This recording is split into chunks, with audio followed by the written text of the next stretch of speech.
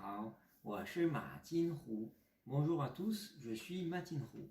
Aujourd'hui, je voudrais vous expliquer ce que c'est une clé et comment ça marche. C'est un élément essentiel dans les caractères chinois.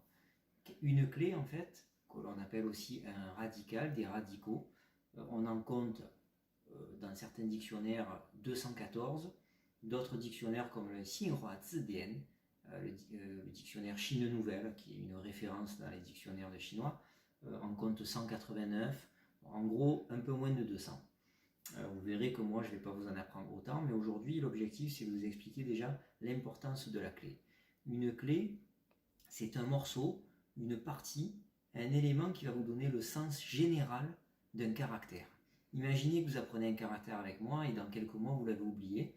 En ayant appris une bonne base, avec moi on va en apprendre un peu plus de 70, vous verrez que ça suffit. Là, à peu près la moitié des, un tout petit peu moins, oui, de la moitié de toutes les clés qui existent dans la langue chinoise, ça suffit pour plusieurs années de chinois et un certain niveau de chinois pour pouvoir comprendre l'essentiel des caractères. Et donc dans quelques mois, si vous oubliez des caractères, moi ça peut m'arriver, des caractères que je ne vois pas souvent, grâce à cet élément qu'on appelle donc la clé, ça vous ouvre une porte, c'est une clé. C'est-à-dire que vraiment ça vous permet de vous rappeler du sens global du caractère. On dira au moins il y a un rapport avec un objet en bois par exemple, parce qu'il y a la clé de l'arbre, ou alors peut-être que c'est la même famille que le cheval, parce qu'il y a la clé du cheval, un élément liquide. Je vous en apprendrai dans les prochaines séries de vidéos. Donc vraiment une clé c'est essentiel. Tous les caractères chinois dans le dictionnaire ont une clé, c'est obligatoire. Alors les pictogrammes, je vous renvoie à ma vidéo sur les 4 familles de caractères chinois. Les pictogrammes qui sont déjà des dessins comme le cheval, l'arbre par exemple, sont à la fois des mots mais aussi des clés. Donc moi je vais vous montrer déjà 4 exemples et où se situent les clés dans la langue chinoise. Soit elles se situent en haut d'un caractère, elles vont couvrir un caractère comme dans cet exemple. Même si vous ne le connaissez pas, certains, ce n'est pas grave, je vous montre où elles se situent.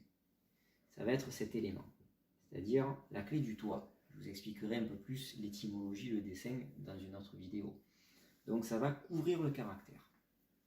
Ou alors, à côté d'un caractère, à gauche par exemple. Ici, vous avez la clé de la femme, si vous la reconnaissez. C'est un élément essentiel aussi, donc tout ce qui a un rapport avec la féminité.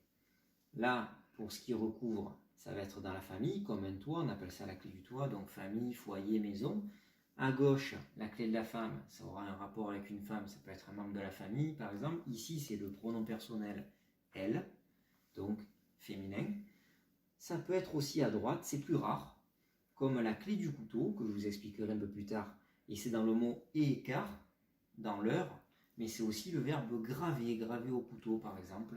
Donc on appelle ça le couteau, je le refais ici, mais on verra plus tard qu'il y a 2 écritures, ou alors ça souligne un caractère. Ici, 1, 2, 3, 4 flammes, c'est ce qu'on appelle la clé du feu.